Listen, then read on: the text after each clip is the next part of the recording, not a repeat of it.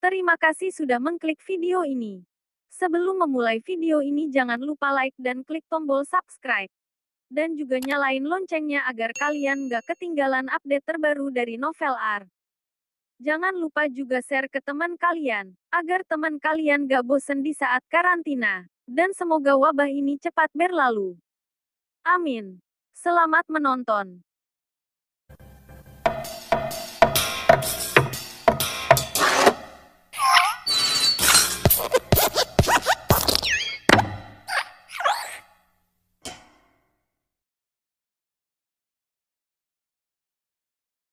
Keesokan paginya, mereka berdua datang ke toko Mobilindo. Dari melihat mobil sampai membeli mobil, mereka berdua hanya menggunakan waktu 1 jam.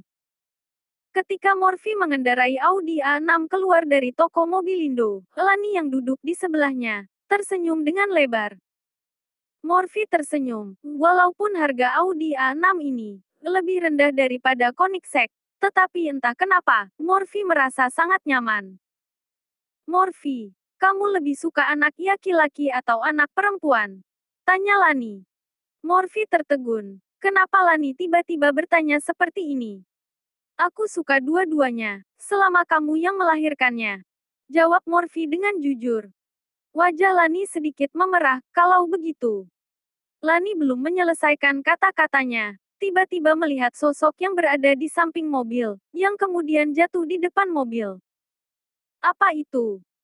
Morphy menyipitkan matanya. Dia tidak menyangka ketika dia baru saja membeli mobil baru, dia sudah menabrak seseorang, dan melihat kemahiran seorang wanita yang sedang terkapar di depan mobilnya. Sangat terlihat jelas bahwa ini bukan pertama kali baginya. Apakah dia seorang profesional? Morphy tertawa mengejek, lalu dia menginjak pedal gas dan Audi hitam ini mengeluarkan suara seperti auman harimau yang baru keluar dari kandang, dan tanpa ragu-ragu dia melajukan mobilnya ke arah wanita itu. Melihat situasi ini, sepertinya Morphy ingin melindas wanita itu. Morphy, apa yang kamu lakukan? Teriak Lani dengan ngeri. Raut wajah Morphy tidak ada ekspresi apapun. Dia tetap menginjak pedal gasnya dan ingin melindas wanita itu. Ah, tolong aku. Melihat Audi hitam itu melaju ke arahnya, dan tidak ada tanda-tanda akan berhenti, wanita yang terkapar di atas tanah itu tiba-tiba merasa takut. Dia menjerit dan berusaha berdiri. Morphy akhirnya menginjak rem, ban bergesekan dengan jalan, dan menimbulkan suara yang memekakkan telinga. Ujung mobilnya berhenti tidak lebih dari 3 cm dari wanita itu. Jika Morphy telat menginjak remnya, bisa saja saat ini wanita itu telah terpental. Karena kejadian ini, wanita parubaya itu mengeluarkan keringat dingin, dan kakinya bergemetar. Bagaimana mungkin dia tidak mengerti, jika kali ini dia tetap keras kepala. Jika dia tetap berbaring di atas tanah dan tidak berdiri, mobil Audi ini benar-benar akan melindasnya. Bibi. Mata Lani terbuka dengan lebar. Morphy mengernyitkan alisnya. Setelah menghentikan mobilnya, ternyata wanita itu adalah Bibi Lani, Giselle. 2 tahun yang lalu, Giselle pernah membawa anaknya ke keluarga Kusuma. Pada saat itu Giselle datang, dan meminjam uang 500 juta kepada Elisa, dan berkata bahwa uang ini untuk pernikahan putranya. Tentu saja, Elisa tidak memiliki uang sebanyak itu. Walaupun dia memiliki uang sebanyak itu, dia tidak mungkin meminjamkannya kepada Giselle. Karena tidak mendapatkan uang, Giselle memarahi mereka sambil membawa putranya pergi meninggalkan keluarga Kusuma. Sebelum dia keluar dia bahkan mengambil dompet Lani. Karena masalah ini, Lani sangat marah sampai tidak bisa tidur dengan nyenyak. Oleh karena itu, Morphy memiliki kesan yang dalam terhadap Giselle. Keluarga ini memang sangat hebat. Morphy dan Lani dapat melihat Giselle dari dalam mobil. Tentu saja Giselle dapat melihat Morphy dan Lani dari luar mobil. Kenapa bisa orang ini? Dalam sekejap, Giselle merasa senang. Ketakutan yang dia rasakan berubah menjadi keterkejutan, dan membuat dia menjadi marah. Giselle berjalan ke jendela di sisi Morphy, dan mengetuk beberapa kali. Morphy menurunkan jendelanya, dan menatap Giselle dengan dingin. Apakah kamu tidak tahu bahwa kamu baru saja akan membunuhku? Teriak Giselle dengan keras. Ketika Morphy menginjak pedal gasnya, dia benar-benar mengira dirinya akan mati. Tetapi setelah mobilnya berhenti, dia baru menyadari orang yang mengemudi mobilnya ternyata adalah suami dari keponakannya. Bagaimana Giselle bisa menerimanya? Bibi, kamu sendiri yang terjatuh di depan mobil. Jawab Lani dengan dingin. Kamu, apa maksudmu? Apa maksud dari aku sendiri yang terjatuh di depan mobil? Aku jelas-jelas berjalan dengan benar, pria ini yang tiba-tiba ingin menabrakku. Jika bukan karena reaksiku yang cepat, hari ini aku sudah mati karena ditabrak oleh pria ini. Teriak Giselle, seakan-akan Morphy yang salah. Orang seperti kamu, memang pantas mati. Cibir Morphy. Ucapannya membuat raut wajah Giselle seketika berubah. Apa yang kamu katakan? Morphy, kamu percaya atau tidak bahwa aku akan merobek mulutmu? Merobek mulutku. Cibir Morphy dengan dingin. Dia segera membuka pintunya, dan membuat Giselle terhuyung ke belakang. Giselle tidak bisa menjaga keseimbangannya, lalu dia terduduk di atas tanah. Apa? Apa yang akan kamu lakukan? Melihat sosok tinggi Morphy yang berdiri di depannya, membuat Giselle panik. Bukankah kamu ingin merobek mulutku? Ayo, robeklah, kata Morphy dengan dingin. Morphy, aku adalah bibimu. Jika kamu berani memukulku, Halim dan Elisa tidak akan memaafkanmu. Kata Giselle dengan tegas, dia tidak mengerti, Morphy yang tampak baik-baik itu. Kenapa hari ini, bisa dengan beraninya tidak menganggap dirinya, yang merupakan bibinya ini. Ibu, pada saat ini, terdengar sebuah suara yang memanggilnya. Ketika mendengar suara ini, Giselle tersenyum lebar, dan melihat penyelamatnya telah datang. Putraku, akhirnya kamu datang. Morphy menoleh, dan melihat pria yang wajahnya sudah berkerut sambil memegang tongkat besi dan berjalan ke arahnya. Morphy mengenal pria ini. Dia adalah putra dari Giselle, Alex. Dia sudah 30 tahun. Tetapi dia masih menjadi pengangguran. Setiap hari berkumpul dengan teman jalanannya, dan melakukan hal-hal buruk yang mencoreng reputasinya. Ibu, pria ini menindasmu. Tanya Alex sambil memelototi Morphy. Putraku, dia adalah Morphy, apakah kamu tidak mengenalnya? Melihat Alex seperti tidak mengenal Morphy, Giselle berusaha mengingatkannya. Morphy. Alex mengerutkan keningnya. Dia baru menyadari, pria di hadapannya terlihat sangat familiar. Sepertinya dia pernah bertemu dengannya pada 2 tahun yang lalu. Dia adalah menantu tidak berguna dari paman ketigaku itu. Tanya Alex. Betul. Putraku. Orang tidak berguna ini sangat berani. Tadi aku sedang berjalan di pinggir jalan, dan orang tidak berguna ini ingin menabrakku dengan mobilnya. Aku menghampirinya dan ingin mengajak dia berbicara, tetapi ucapannya tidak masuk akal, dan ingin memukulku. Putraku, jika kamu tidak datang, ibumu ini akan mati dipukul oleh orang tidak berguna ini. Kata Giselle kepada putranya. Setelah mendengar bahwa orang di hadapannya adalah Morphy, Alex merasa percaya diri. Walaupun 2 tahun ini dia tidak pernah mendatangi keluarga Kusuma, tetapi dia sudah mendengar reputasi Morphy. Bisa dikatakan bahwa, siapapun bisa menindas Morphy. Ketika berpikir sampai sini, raut wajah Alex menjadi muram. Dia berkata dengan dingin kepada Morphy. Tangan mana yang kamu gunakan untuk memukul ibuku? Alex, Morphy tidak memukul ibumu. Lani sangat marah. Jika saudara dari keluarga lain, jika mengalami masalah ini, pasti tidak akan membesar-besarkan masalah. Tetapi Giselle malah membesar-besarkan masalah ini. Diam. Aku tidak bertanya padamu. Dasar munafik. Alex menatap Lani dengan dingin. Lani yang merupakan adik sepupunya, tidak membelanya, dan malah membela Morphy. Siapa yang kamu bilang munafik? Tanya Morphy dengan dingin. Melihat tatapan Morphy yang dingin, jantung Alex berdebar dengan keras. Apakah ini adalah orang tidak berguna yang dulunya tidak berani berteriak? Kenapa? Dia adalah adik sepupuku. Dia tidak membelaku, malah membelamu yang merupakan orang luar. Bukankah itu munafik? Kata Alex. Morphy hampir saja tertawa karena perkataan ini. Dia tidak tahu apa yang dipikirkan oleh otak Alex. Dia bahkan mengira adik sepupu lebih dekat daripadanya suaminya. Betul, putraku adalah kakak sepupu dari Lani. Kamu apa? Kamu hanyalah orang tidak berguna yang masuk ke dalam keluarga Kusuma. Apakah kamu pantas bertengkar dengan putraku? Giselle meletakkan kedua tangannya di pinggangnya. Dengan adanya Alex di sampingnya, dia merasa sangat percaya diri. Bibi, jaga ucapanmu. Lani sudah tidak bisa menahan amarahnya lagi. Walaupun Morphy tidak berguna, tetapi dia adalah bagian dari keluarga Kusuma, dan sama sekali tidak ada hubungannya denganmu. Setelah selesai berkata, Lani menatap Alex dengan dingin. Alex, aku tidak memiliki kakak sepupu sepertimu. Tolong kamu jangan menganggap dirimu terlalu tinggi. Di dalam hatiku, Morphy lebih penting 100 kali lipat dibandingkan dengan keluarga kalian.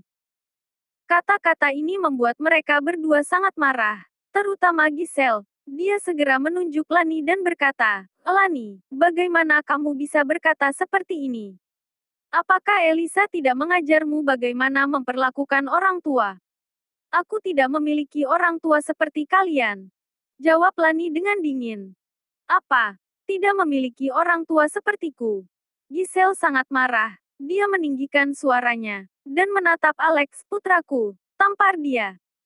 Tampar si jalang ini. Karena Elisa tidak bisa mengajari putrinya, aku yang akan mengajarinya. Alex melangkah maju ke hadapan Lani. Dia mengangkat tangannya dan bersiap untuk menamparkan wajahnya. Terdengar suara tamparan yang keras, tetapi yang ditampar bukan Lani, tetapi Alex. Alex memegang wajahnya. Dia hanya merasa telinganya berdengung, seperti ada 10.000 lalat yang terbang mengelilinginya. Giselle juga terkejut. Dia sangat tidak bisa percaya apa yang terjadi di hadapannya. Morphy si orang tidak berguna ini, tidak disangka dia berani memukul orang. Setelah dia tersadar, Giselle segera berteriak kepada Morphy. Apakah kamu pantas memukul putraku? Aku akan memukulmu. Morphy mencibir. Dia sama sekali tidak sungkan, dan langsung menamparkan Giselle sampai terjatuh ke atas tanah. Tidak memukul perempuan. Maaf, tidak ada aturan seperti itu di dalam diri Morphy. Bajingan. Melihat Giselle terjatuh di atas tanah, Alex mengangkat tongkat besinya dan berjalan menghampiri Morphy. Lani menjadi takut. Secara spontan dia menarik Morphy ke belakang untuk melindungi Morphy. Tetapi siapa sangka, Morphy sama sekali tidak takut. Dia tidak mundur, malah langsung melangkah maju untuk menghampiri Alex. Kemudian adegan yang membuat Lani terkejut terjadi. Alex mengangkat tongkat besinya dan bersiap untuk memukul kepala Morphy. Tetapi Morphy hanya mengangkat tangannya, dan sudah memegang tongkat besinya. Alex mengerahkan tenaganya. Matanya melebar. Dia mencoba menarik tongkat besinya keluar dari tangan Morphy. Tetapi dia menyadari bahwa dia tidak bisa melakukannya sama sekali. Tampaknya, tubuh kurus Morphy tersimpan kekuatan yang sangat besar. Wajah Alex memerah karena terlalu banyak mengerahkan kekuatannya. Morphy tersenyum dengan jijik. Dengan mudah, dia menarik tongkat besi Alex. Lalu dia memegang lengan Alex, kemudian langsung melemparkannya ke atas tanah. Bagaimana Morphy bisa sekuat ini? Lani terkejut. Setelah 3 tahun menikah, dia mengira Morphy adalah orang biasa, yang memiliki kekuatan yang biasa saja. Tetapi hari ini, tindakan Morphy tampaknya terlihat sangat kuat daripada orang biasa. Dia bisa mengalahkan Alex yang sudah bertahun-tahun berkelahi di jalanan. Morphy tidak sesederhana yang dia pikirkan.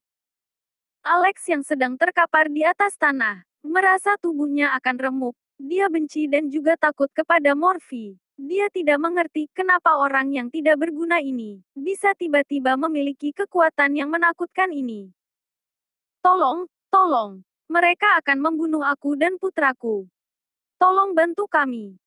Jika tidak ada yang membantu kami, kita pasti akan dipukul sampai mati oleh pria ini. Melihat Alex bukanlah lawan Morphy, Giselle segera memutar otaknya, dan mulai berteriak dengan histeris, dan berusaha terlihat sangat menyedihkan, berharap untuk menarik perhatian orang-orang.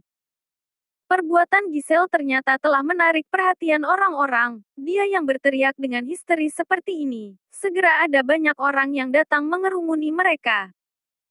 Tolong bantu aku. Binatang buas ini ingin membunuhku. 2 tahun yang lalu dia meminjam uang dariku sebesar 500 juta. Dia selalu berkata akan mengembalikannya. 2 tahun sudah lewat, dia tidak mengembalikannya. Aku juga tidak memintanya. Dan hari ini ternyata dia ingin menabrakku. Putraku tidak bisa menerima kejadian ini. Jadi dia datang untuk membantuku, tetapi malah dipukul oleh binatang buas ini. Apakah ini masuk akal? Siapapun tolong bantu aku dan putraku. Giselle berkata sambil menangis. Dia sembarang bicara, kalian jangan percaya dengannya. Lani merasa amarahnya akan meledak, dan Giselle sekali lagi menangis. Tetapi orang-orang tidak percaya dengannya. Mobil A6 Morphy berhenti di samping. Alex yang terkapar di atas tanah masih mengerang. Lalu ditambah dengan perkataan Giselle, semua orang langsung percaya bahwa ibu dan anak ini pasti telah ditindas oleh mereka berdua. Meminjam uang tetapi tidak ingin mengembalikannya, malah ingin menabrak orang yang meminjamkan uang. Benar-benar sangat jahat. Betul, sudah mempunyai uang untuk membeli Audi A6, kenapa tidak mengembalikan uangnya? Ternyata mereka tega menabrak orang yang meminjamkan uang kepadanya. Orang-orang yang mengerumuni mereka telah percaya dengan perkataan Giselle. Tolong kalian dengarkan aku. Dia adalah bibiku. Ketika dia melihat suamiku membeli mobil baru, dia ingin memeras kami. Kata Lani yang hampir menangis. Tetapi orang-orang tidak percaya dengan perkataannya. Cih, dia memeras itu karena kalian tidak ingin mengembalikan uang kalian. Konyol, bibi mana yang ingin memeras suami keponakannya? Orang kaya, memang sangat konyol. Mereka semua berbicara, seakan-akan Morphy dan Lani telah melakukan perbuatan yang tidak bisa dimaafkan. Giselle menatap Morphy dan Lani dengan puas dan bangga, ingin melawan diriku. Latih diri kalian terlebih dahulu selama 2 tahun. Melihat raut wajah Giselle yang sangat bangga, Lani sangat marah. Tetapi saat ini dia tidak bisa melakukan apapun, karena semua orang telah memihak Giselle. Kamu berkata bahwa aku meminjam uang 500 juta darimu. Saat ini, Morphy berkata dengan dingin.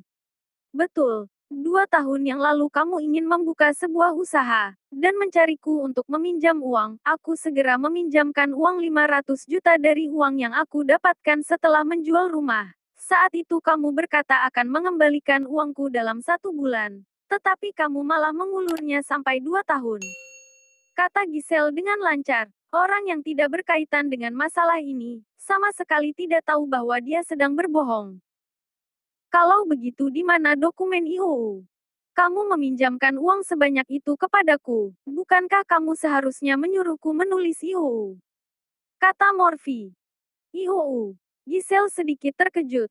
Tetapi dia segera berkata, aku meletakkan dokumen IOU di rumahku. Barang sepenting itu, bagaimana mungkin aku menaruhnya di sisiku?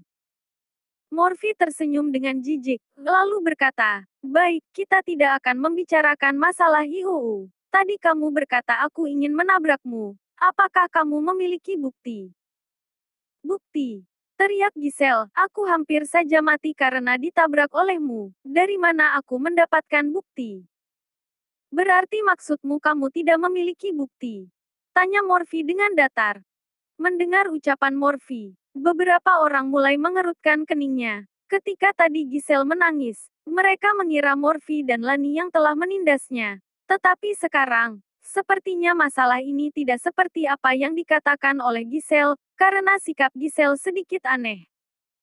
Aku tidak peduli. Lagi pula ini adalah fakta bahwa kamu telah memukul aku dan putraku. Putraku sudah terkapar di atas tanah. Luka di tubuhnya tidak mungkin disebabkan oleh dirinya sendiri. Kata Giselle. Luka di tubuh anakmu. Memang aku yang memukulnya. Kata Morphy dengan datar. Dengarlah. Apakah kalian mendengarnya? Binatang buas ini akhirnya mengakui perbuatannya. Luka di tubuh putraku. Memang disebabkan oleh dia. Melihat Morphy berani mengakui perbuatannya, Giselle merasa sangat bangga. Tetapi aku tidak meminjam uang 500 juta darimu, dan juga tidak menabrakmu. Lanjut Morphy. Lalu kenapa kamu memukul putraku? Tanya Giselle sambil melipat kedua tangannya di depan dadanya. Karena dia memang pantas untuk dipukul. Jawab Morphy dengan datar. Kamu. Giselle sangat marah. Dia mengira Morphy akan mengelak, tetapi tidak disangka. Morphy sama sekali tidak bermaksud untuk mengelak. Tolong kalian lihat binatang buas ini. Setelah meminjam uang dari kami, dia ingin membunuh kami. Apakah ini masuk akal? Giselle kembali berlutut di atas tanah dan mulai berakting. Lapor polisi. Bawa orang ini ke kantor polisi, dan biarkan polisi mengajarinya. Jangan berpikir kamu memiliki banyak uang jadi bisa melakukan apapun. Ayo, mari lepaskan baju mereka berdua. Kata orang yang sedari tadi ingin menyentuh tubuh Lani. Sekelompok orang idiot. Kata Morphy dengan dingin. Siapa yang kamu bilang idiot? Sudah berbuat salah, tapi masih sangat sombong. Ayo semuanya, pukul dia. Seseorang menaikkan lengan bajunya, dan melangkah maju dengan penuh semangat. Giselle yang berdiri di samping. Melihat kejadian ini dengan puas, orang tidak berguna ini. Benar-benar sangat idiot. Dalam masalah seperti ini, dia masih berani memancing orang-orang. Dia sudah bisa menebak, bahwa Morphy pasti akan babak belur. Giselle melirik Morphy. Dia sangat ingin melihat raut wajah Morphy yang ketakutan. Tetapi siapa sangka Morphy malah tersenyum dengan jijik dan berkata dengan datar, apakah kalian tahu mengapa aku mengatakan bahwa kalian idiot? Semua orang terdiam. Morphy menggelengkan kepalanya, dan mencibir. Benar juga, orang idiot seperti kalian, bagaimana mungkin mengetahui bahwa di dunia ini, ada barang yang bernama perekam mobil? Perekam di dalam mobil. Ekspresi semua orang seketika berubah. Barang seperti ini, bagaimana mungkin mereka tidak mengetahuinya? Melihat Morphy yang sangat percaya diri, orang-orang segera tersadar. Kebenaran dari masalah ini, sepertinya bukan seperti yang dikatakan oleh Giselle. Kemudian semua orang menatap Giselle, dan melihat Giselle tidak berani menatap mereka. Aku meminjam uang 500 juta dari kamu. Tanya Morphy sambil menatap Giselle. Aku, kata Giselle dengan gagap. Tadi aku ingin menabrakmu dengan mobilku. Morphy mencibir, dan bertanya lagi. Aku mempunyai masalah di rumahku. Aku pergi dulu. Giselle segera berjalan pergi dari sini. Jika dia tidak segera pergi, orang-orang akan mengetahui bahwa dialah yang bersalah. Jika Morphy menunjukkan rekamannya. Melihat Giselle yang kabur, orang-orang tersadar. Ternyata mereka telah dipermainkan oleh Giselle. Untuk sementara waktu, orang-orang merasa malu dan juga jengkel. Mereka tidak berani menatap Morphy. Lani membuka mulutnya lebar-lebar, tidak tahu harus berkata apa. Dari semua orang di sini, hanya dia yang mengetahui bahwa mobil Morphy adalah mobil baru. Sama sekali tidak ada perekam di dalam mobil. Morphy sedang membohongi mereka. Tetapi, tidak ada yang mengetahuinya. Melihat bahwa Giselle dan Alex berjalan meninggalkan mereka, Morphy merasa lega. Dia sangat takut jika sepasang ibu dan anak ini akan memaksa ingin melihat rekaman di dalam perekam mobilnya. Morphy menoleh ke belakang, dan melihat Lani sedang menatapnya dengan kosong. Morphy tidak bisa menahan senyumannya. Apa yang kamu lihat? Apakah suamimu sangat tampan? Wajah Lani memerah ketika Morphy mengatai orang-orang idiot. Dia terlihat sangat tampan dan sangat berwibawa, tetapi tentu saja Lani tidak boleh mengatakannya. Apa yang tampan? Kamu sangat jelek, kata Lani sambil memajukan bibirnya. Morphy menyentuh hidungnya dan tersenyum. Apakah dia jelek? Sepertinya dirinya tidak terlalu jelek. Di saat ini, di suatu pemukiman. Putraku, Morphy itu, kenapa tiba-tiba bisa sangat hebat? Sampai kamu tidak bisa melawannya. Giselle bertanya dengan bingung. Setelah dia dan Alex melarikan diri ke sebuah tempat tinggal warga, dia sangat mengetahui kemampuan putranya. Bahkan sampai guru sekolahnya berkata bahwa Alex memiliki kemampuan yang bagus. Bisa dikatakan bahwa Alex tidak pernah kalah dalam perkelahian apapun. Tetapi hari ini, Di hadapan Morphy, Alex tampak seperti anak sekolah dasar, yang tidak bisa menggapai Morphy.